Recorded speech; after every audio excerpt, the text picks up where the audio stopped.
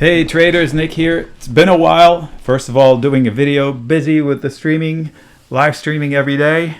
Over 200 people every day, up to 260, I think, 265 sometimes. So let's look at Palantir. But before we do that, let's take a look at the whole, what's going on? What the fudge is going on, right? Like, what is happening with this world? So let's try to put first geopolitical risk on the table, and then macroeconomic risk, if there is any, and flapping lips risk, which is the biggest risk there is, just flapping lips. And then let's talk about this guy right here, Palantir. All right, history with Palantir. I didn't discover it early enough. I think it's a SPAC, I'm not sure. Regardless, doesn't matter what it is. What matters is the bottom line, the black and white facts, not fiction, not opinion. I promise you, I will not give my opinion. And when I do, I will frame it. This is not fact. This is my part of the thing, which is opinion. So I found it somewhere here. And by the time I wrote about it and I shared it with my members, it went to 14. I was like, oh, dang it. So we got long, and then boom, boom. So now here we go.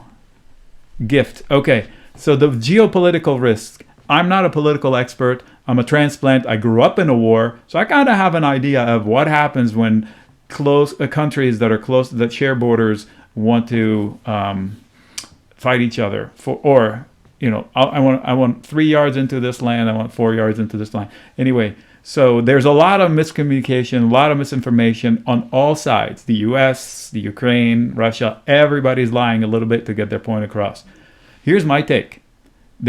I find it mind-boggling that any country would want to go to war right now. It is so expensive, not money-wise. First of all, they're all broke fighting COVID. They're all dejected fighting COVID. They all have their own issues fighting COVID. Nobody wants to open a new front, actual boots on the ground. So I'd be shocked if the U.S. takes actual arms over there. If anything, it'll be a sanction thing, kind of like what we did with China in 2018. So I'd be shocked. It's a negotiating tactic. If you want to get something for yourself, break something that upsets everybody, and then you get everybody's attention, and then you get what you want. So I don't think there's going to be WW3 is what I'm saying. So let's put that aside. It could happen, but I'm not acting as such. I will trade the lines on the chart and trade some fundamentals overall and trade facts in the company. So number 2, the macroeconomic conditions. Why do you think the Fed is trying to raise rates right now? The Fed said, who said what? Bullard said what? They're trying to control spending. Why? Because we haven't had this good economy in eons. It was artificial. 3, 5, I don't know how many, $7 trillion. If you spend $1 million a day, it will take you 2,740 years to spend $1 trillion. We have like 3 to 10. I don't know. I lost count. You pick them up. So that's why we have excess reserves of $3 trillion. So there's a lot of money floating around. That's why we're spending it like we're drunken sailors. In the U.S., record spending, consumer spending, and that's two-thirds of the economy. Yet, whenever I tweet about the economy is good, where the hell do you think the economy is good? Look around you, buddy. Do you know anybody skimping? I don't know anybody skimping, and all of my friends are younger fighters who are on a budget. They used to be on a budget. Nobody's on a budget now. So it's pretty weird. So there's too much going on. That's why the Fed is dialing it back. Okay. So the macroeconomic conditions are not bad. So then the companies must be bad, right? Wrong. If you look at all the P&Ls of all the companies that got crushed, they're all doing so much better than last year and so much better than the year before that. I shouldn't say all the ones I looked at. So I didn't look at 2,000 companies, but I looked at all the biggies, including the ones that got crushed. They actually grew a lot to last year. Roku. Go look at the actual performance of Roku, like what they did to last year. But the experts are like, ooh, the supply constraints is not making them sell enough operating system for the TVs. Well, all this shit is temporary, buddy. So How about you concentrate on the fact that they grew the business umpteen% over last year, which was umpteen% over the year ago? Isn't that the point? That you sell 6,000 pizzas this year over 3,000 pizzas last year? If you did that, why should you punish them because of somebody's opinion? Hey, they fell short by 2 pennies. Bringing us to this guy. Rant over. Maybe. I don't know. So this is the actual headline report from Benzinga Pro. So I grabbed it. And I was like, okay, the headline says, oh, correction. I wish I brought the original headline. I bet you it would have said, oh, okay, trading lower after the company reported worse than expected EPS. First of all, the headline writer should know that this is a growth company, or somebody should tell them. Because if it is, who gives a shit about the EPS? It's the sales number that matters. The earnings is profitability. Growth companies don't concentrate on profitability. What they're measured by is the top line. That's why people shorted Amazon for 10 years. Oh, your margins are too low. Right, because I'm gobbling up the world. That's how you gobble up the world. I have to spend more than my next door neighbor in order to win that contract. That's what this guy is doing. And let's look at the numbers. Oh my God, they missed it by 50%. The consensus estimate, they missed it by 50%. 2 freaking pennies. That's the 50%. 2 pennies. Forget. And it's even like 2 pennies less than the year before that. Or 4 cents less than the year before that. So who cares? At least it's a positive number. All right. I said rant over. Turns out it's not. So let's get to sales. So the sales must have sucked. Nope. 433.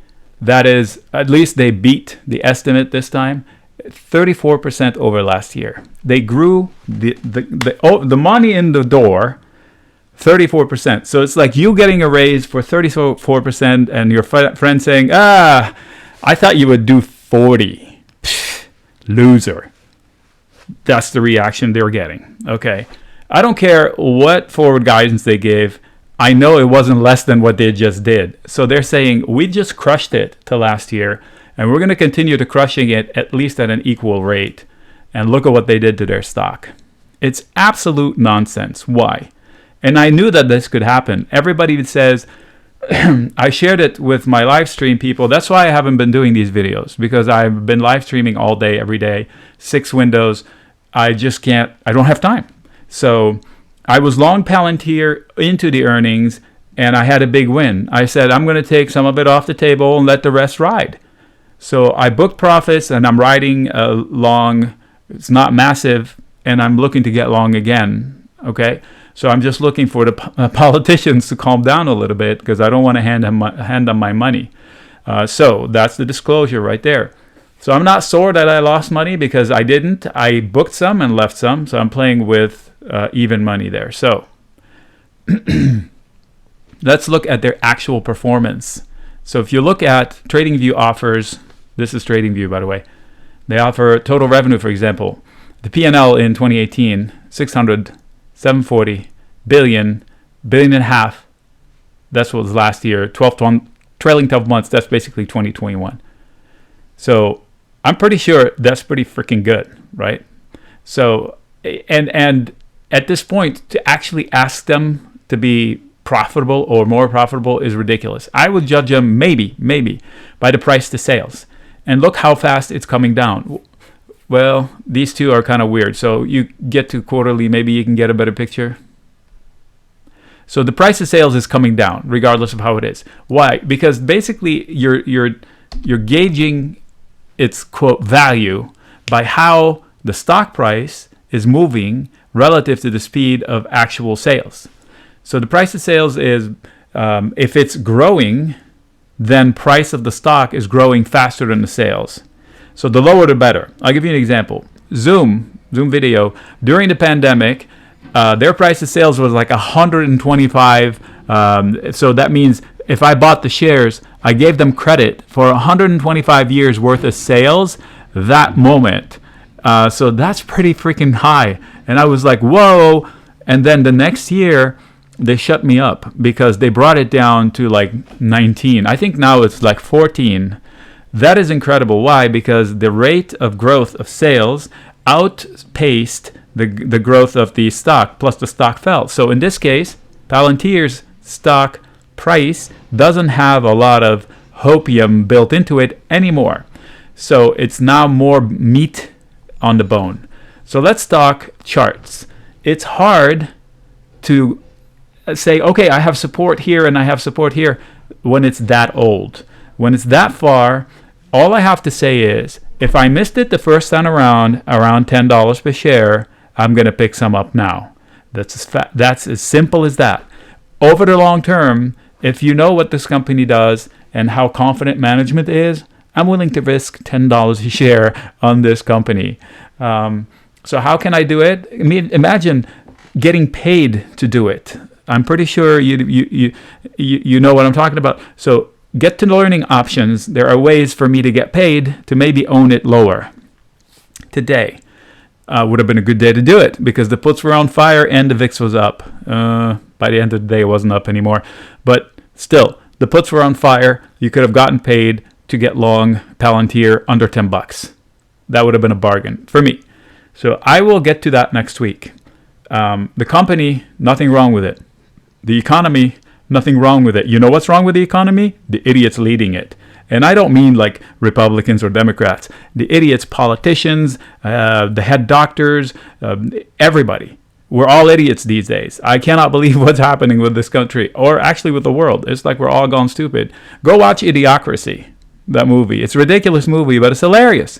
And it's coming true. Oh my God, is it coming true? So, Palantir, nothing wrong with it.